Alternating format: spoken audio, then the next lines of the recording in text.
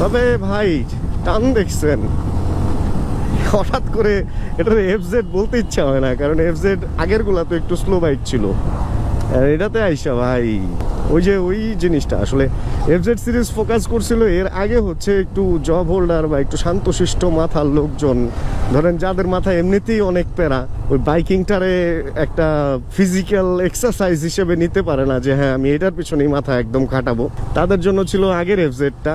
আর এই এফজেডটা মনে হয় যে বানাইছে হলো মানে এইটা যখন চালাবেন তখন বাইকের দিকেই ফোকাস রাখতে হবে।